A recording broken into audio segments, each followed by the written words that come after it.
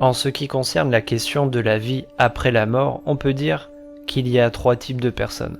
Il y a celles qui croient au néant après la mort, il y a celles qui croient en quelque chose après la mort, c'est-à-dire en quelque chose qui n'est pas le néant, et il y a celles qui ne croient en rien. Et pourquoi pas, après tout, en soi, il n'y a pas besoin d'y accorder de l'importance. Bon, il se trouve que moi, c'est un sujet qui m'a beaucoup préoccupé par le passé. Maintenant, ça me préoccupe beaucoup moins, je peux dire que je suis à peu près en paix avec ça, mais ça n'a pas toujours été le cas. Et si toi aussi ta condition de mortel te perturbe, alors les 5 raisons que je vais te partager dans cette vidéo, elles devraient t'aider à mieux l'accepter, tout comme elles m'ont permis aussi de mieux accepter la mienne. Avec le titre, tu as sans doute déjà compris que je fais partie des personnes qui croient en quelque chose après la mort.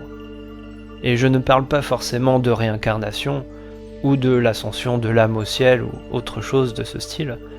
Je ne crois en rien de précis personnellement. Ma seule conviction, c'est que à la fin du voyage, ce n'est pas le néant qui m'attend. Cela va sans doute te paraître étrange, mais je dirais que j'ai choisi de croire en cette possibilité. Avant, j'avais envie d'y croire, mais je n'avais aucune raison factuelle, ni logique. Je lisais des livres et je regardais des vidéos en lien avec ce sujet, mais rien ne me paraissait objectivement vrai. J'avais envie d'y croire, mais je n'avais aucune raison d'y croire. Et un jour, je suis tombé sur un principe philosophique que j'avais d'ailleurs appris au lycée. Ça s'appelle le pari de Pascal. Il s'agit d'une des 5 raisons dont je vais te parler. Au total, je vais t'en partager 5. Mais je tiens à te prévenir que aucune de ces 5 raisons ne sont fondées sur une vérité. Si les scientifiques avaient découvert la vérité à propos de ce sujet, je pense que tu serais au courant. Par contre, les raisons que je vais te donner sont reliées au bien. C'est-à-dire, elles répondent à la question « Pourquoi vaut-il mieux croire en quelque chose après la mort plutôt que au néant ?» Sachant que le néant, c'est le vide absolu. C'est tu crois qu'il n'y a rien. C'est pas tu crois en rien, ça veut dire tu crois que ce qui t'attend après la vie, c'est le vide absolu. C'est le contraire du mot être. La première raison que je vois de croire en quelque chose après la mort, c'est tout simplement que ça te permet de limiter l'angoisse que tu as de ce qui se passera après la mort. Toi comme moi, nous avons peur de l'inconnu, c'est ancré dans nos gènes, et c'est plus fort que nous avons besoin de nous projeter dans l'avenir, et si on n'arrive pas à se projeter dans l'avenir, alors on a une sorte d'inquiétude, une sorte d'angoisse, une sorte d'anxiété. Si on arrive à s'imaginer quelque chose dans le futur, et que ce quelque chose n'est pas désagréable, alors l'angoisse, elle disparaît. Et le problème, c'est que personne ne peut affirmer avec objectivité ce qu'il y a après la mort.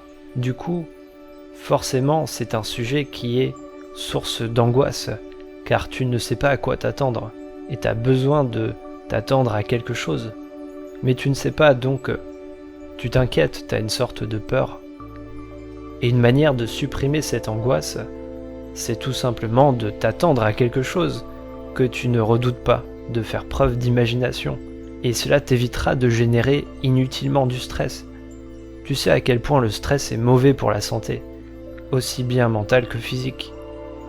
Donc si tu arrives à trouver une sorte de placebo qui te permet d'éviter ce stress, alors pourquoi ne pas utiliser ce placebo ? Dans le meilleur des cas, tu auras ce placebo qui fera en sorte que tu auras une heureuse croyance qui va te limiter ton stress, et en plus, tu auras raison de croire qu'il y a quelque chose après la mort, parce que finalement, tu as une chance sur 2 de te tromper. Peut-être que c'est vraiment la réalité. Peut-être que effectivement, il y a quelque chose après la mort. Donc dans le meilleur des cas, tu as ton placebo, tu limites ton stress, et en plus tu as raison. Et dans le pire des cas, tu as ton placebo, tu limites ton stress, et tu as tort à propos de la vie après la mort. Mais bon, est-ce que c'est grave d'avoir tort à propos de ça ? Je passe à la deuxième raison, et je sais pas pour toi, mais en ce qui me concerne, je n'ai jamais été aussi convaincu qu'il y avait quelque chose après la mort que lorsque j'étais en période de deuil. Je n'ai jamais été aussi content, entre guillemets, d'écouter un prêtre faire sa messe et dire avec conviction que l'âme de cette personne disparue a rejoint le ciel et que là où elle est, cette âme, elle est bien traitée. En adoptant cette croyance, j'avais le sentiment que son âme était tout simplement retournée à la source de vie et que quelque part, elle existait toujours, sous une forme différente. C'est ce qui m'a permis d'accepter plus rapidement ces quelques pages de ma vie qui se sont tournées de manière irréversible. Tout ça pour dire que si ce placebo peut te permettre de mieux gérer ces périodes difficiles, pourquoi ne pas en bénéficier? Pourquoi tu devrais te faire du mal pour rien? C'est comme si en fait tu avais deux personnes. Tu as une première personne qui te dit que l'âme de la personne que tu as aimée, elle a rejoint le ciel en quelque sorte, elle continue d'exister. Et tu as une deuxième personne à côté qui te dit non, l'âme de la personne que tu as aimée, elle n'existe plus, elle est dans le néant. D'un point de vue logique, il y a une personne qui a raison et il y a une personne qui a tort. Mais comme personne connaît la réalité des choses, en fait, quand tu affirmes une des deux possibilités, t'as à chaque fois 50% de chances de te tromper. Par contre, d'un côté, t'as une croyance qui va te réconforter, et de l'autre côté, t'as une croyance qui va amplifier ton chagrin. Donc finalement, t'as 100% de chances de choisir la croyance qui te fera aller mieux si tu choisis la croyance de cette première personne qui te dit que l'âme de la personne que tu as aimée continue d'exister. Donc pourquoi ne pas choisir ce placebo? Troisième raison, le fameux pari de Pascal, dont je t'ai parlé en introduction. Pascal, c'est un célèbre philosophe, c'est à lui qu'on doit la célèbre maxime « Le cœur a ses raisons que la raison ne connaît point ». Tu as sans doute déjà entendu cette citation quelque part. Et ce génie de la logique, il était aussi, paradoxalement, un fervent croyant. Il croyait fermement en l'existence de Dieu. Pascal était convaincu que la foi en Dieu était inaccessible par la raison, mais elle était accessible par le cœur. Et c'est d'ailleurs sur ça qu'est basée cette citation « Le cœur a ses raisons que la raison ne connaît point ». À la base, il l'a pensé par rapport à Dieu. De nos jours, on y pense par rapport aux relations amoureuses. Le cœur a ses raisons que la raison ne connaît point. On est amoureux, mais on ne sait pas vraiment pourquoi, et on peut pas savoir pourquoi, c'est juste de l'amour. On pense à ça, mais à la base, Pascal, il a sorti cette citation en pensant à Dieu, à l'existence de Dieu. Et il s'est dit, on peut pas démontrer l'existence de Dieu, par contre, on peut sentir avec son cœur que Dieu existe. Et j'ai l'impression que ce pari de Pascal, c'est un peu une continuité de cette citation « Le cœur a ses raisons que la raison ne connaît point », parce qu'il s'est dit que si la raison devait statuer, si elle devait fournir une réponse, alors la raison, elle a tout intérêt à choisir de croire en Dieu. Le pari de Pascal, c'est donc un raisonnement logique qui fournit une réponse sur la question « Vaut-il mieux croire en Dieu ou pas ?» Dieu n'est pas le sujet de cette vidéo, mais tu vas voir après, je vais faire une adaptation de ce pari de Pascal au sujet de cette vidéo. Donc le raisonnement logique sur ce pari de Pascal, c'est le suivant. Il s'est dit simplement que, sur cette question de l'existence de Dieu, il y avait deux possibilités. La première possibilité, c'est Dieu existe. Et la deuxième possibilité, c'est Dieu n'existe pas. Il n'y a pas de troisième possibilité sur cette question, il n'y a pas de milieu, c'est soit il existe, soit il n'existe pas, c'est binaire. Logiquement, on peut décomposer le problème comme ça. Ensuite, il a utilisé sa raison pour choisir quelle est la meilleure option. Pas d'un point de vue vérité, mais d'un point de vue bien. Tu vois, qu'est-ce qui vaut mieux adopter comme croyance? Est-ce qu'il vaut mieux adopter la croyance que Dieu existe? Ou alors, est-ce qu'il vaut mieux adopter la croyance que Dieu n'existe pas? Et ensuite, il s'est posé la question, qu'est-ce que j'y gagne et qu'est-ce que j'y perds dans chacune des deux possibilités? Donc, première possibilité, qu'a-t-il à gagner à croire en Dieu? Il a à gagner ce que promet l'Église, en quelque sorte, d'accéder au paradis. Et qu'est-ce qu'il y perd? Lui, à l'époque, c'est l'église, c'est les rituels. Il faut adopter les règles de l'église pour pouvoir ensuite bénéficier de ce que l'église promet en quelque sorte. C'est comme ça qu'il raisonne. Ensuite, il a considéré la deuxième possibilité de ne pas croire en Dieu. Qu'est-ce qu'il y perd ? Il perd l'accès au paradis. Donc, par déduction, peut-être qu'il se dit je vais aller en enfer, ou peut-être que je vais aller dans le néant. Ok ? Et qu'est-ce qu'il gagne ? Il gagne un peu de temps de vie, c'est-à-dire qu'il n'a pas à aller à l'église, il n'a pas à se plier à ce genre de règles, donc il gagne un peu de temps de vie. Ensuite, qu'est-ce qu'il a fait, Pascal ? Il a fait une sorte de ratio gain sur perte. Un peu comme les businessmen qui font leur raisonnement sur les chiffres, qu'est-ce qu'ils gagnent, qu'est-ce qu'ils perdent s'ils prennent telle ou telle décision, et ils vont choisir la décision qui leur permet de maximiser les gains et de minimiser les pertes. Mais Pascal, il a fait un peu le même principe, il a considéré les deux options et il s'est dit, d'un côté, je gagne le paradis et je perds un petit peu de temps de vie, où je pourrais faire autre chose. Mais pour lui, ce ratio, c'est égal à l'infini en quelque sorte. Parce que le paradis, ça a beaucoup de poids, ça veut dire que, en quelque sorte, c'est l'immortalité, c'est l'accès au ciel, donc l'âme monte au ciel, elle n'est pas réduite au néant, ou alors elle va pas en enfer.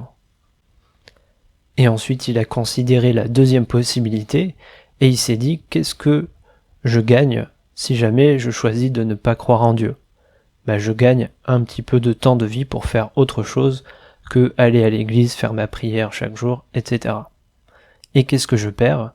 Je perds l'accès au paradis, je perds ce billet qui me permet d'avoir accès, en quelque sorte, à l'immortalité. Donc je perds quelque chose d'infini. Et donc si tu as fait un peu de mathématiques, l'infini divisé par quelque chose de fini, ça fait l'infini. Donc dans le premier choix, il a un gain sur perte qui est égal à l'infini. Et dans le deuxième choix, il y a quelque chose de fini sur quelque chose d'infini, c'est-à-dire 0.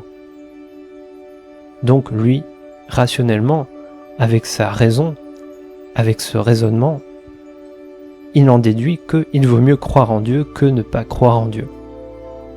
Maintenant, si tu remplaces Dieu par quelque chose après la mort, et si tu remplaces toutes les règles de l'Église, etc., par la loi de l'attraction, c'est-à-dire que tu attires à toi ce que tu crois, alors on peut, appliquer ce raisonnement du pari de Pascal au sujet de cette vidéo, et les conclusions sont les mêmes. C'est-à-dire que tu ne perds pas grand-chose à croire en quelque chose après la mort. Par contre, tu peux perdre beaucoup à ne pas y croire. Ce principe du pari de Pascal, il porte bien son nom. Il n'y a évidemment rien de certain. Et c'est comme si tu décidais de parier à une sorte de loto mystique qui t'assure une issue favorable après ta mort si tu acceptes de participer au jeu. Qu'est-ce que tu as à y perdre ? Et qu'est-ce que tu as à y gagner ? Je trouve que cette continuité serait une manière d'apporter plus de sens. Évidemment, si tu raisonnes en altruiste, tu te dis que ce que tu fais, ça profitera aux prochaines générations. Mais toi comme moi, nous avons également une part d'égoïsme, aussi puissante en termes de motivation que l'altruisme. J'en parlerai dans d'autres vidéos. Si tu en négliges un, ce sont les deux que tu négliges. Tout cela pour dire que tu as deux manières de produire du sens. En faisant des choses pour les autres, ou bien en faisant des choses pour toi. Et en fait, c'est encore mieux si ce que tu fais, ça profite aux autres et à toi-même. Du coup, si tu crois que ce que tu accomplis pour le monde, tu vas toi-même en bénéficier, plus tard, d'une manière ou d'une autre, après cette vie, alors tes actions, elles feront 2 fois plus de sens pour toi. Je ne sais plus où j'ai entendu cette réplique venant de la bouche d'un grand businessman. Il a dit « l'écologie ». Ok, alors dis-moi ce que j'ai à gagner avec ça. Peut-être que j'y réfléchirai. En gros, c'est ce qu'il a dit. Moi, ça me choque, mais il y en a, en fait, ils voient pas l'intérêt de l'écologie. Au lieu de payer des services de déchetterie, par exemple, il y a des responsables qui décident simplement de rejeter leurs déchets dans la nature, car c'est gratuit. Et c'est même devenu une habitude, parce qu'il y a un continent qui a émergé constituée de plastique du côté de l'océan Pacifique, je crois, et cette gigantesque décharge, elle se désagrège en microparticules de plastique qu'il est impossible de récupérer et elle contamine les fonds marins. Ces dégradations permettent aux responsables d'économiser un peu d'argent, mais la contrepartie, c'est que cela tue des animaux, des végétaux, et même certaines personnes qui ont eu le malheur de consommer un peu trop de ces produits contaminés ou de respirer un peu trop d'air pollué. Tout cela pour économiser de l'argent.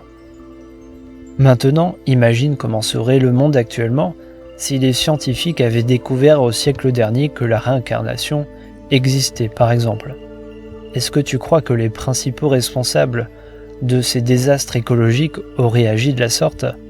S'ils s'étaient dit que ce caca, pour rester poli, allait leur retomber dessus dans une prochaine vie.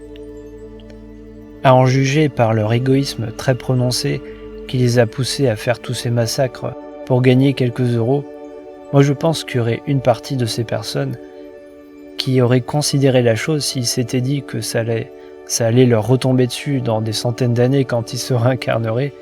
Je pense qu'il y aurait une partie qui aurait considéré la chose et qui aurait agi autrement. Tu connais maintenant les 5 raisons qui font que j'ai décidé de croire en une continuité de vie après la mort. Si je résume, la première c'est de supprimer l'angoisse du « et après ». La deuxième c'est de mieux gérer les périodes de deuil. La troisième c'est le pari de Pascal qui dit que il y a plus à y gagner qu'à y perdre. La quatrième c'est que cela double le sens de tes actions. Et la cinquième raison c'est que ça favoriserait grandement l'écologie et le développement durable si tout le monde adoptait cette croyance. Bouddha disait que la seule chose qui ne change pas, c'est le changement. En ce qui concerne la mort, cela ne veut pas dire que ce changement signifie forcément le néant. Objectivement, il y a d'autres possibilités et tu ne sauras jamais laquelle est la vraie. Alors pourquoi te faire du mal inutilement en pensant que c'est le néant qui t'attend ?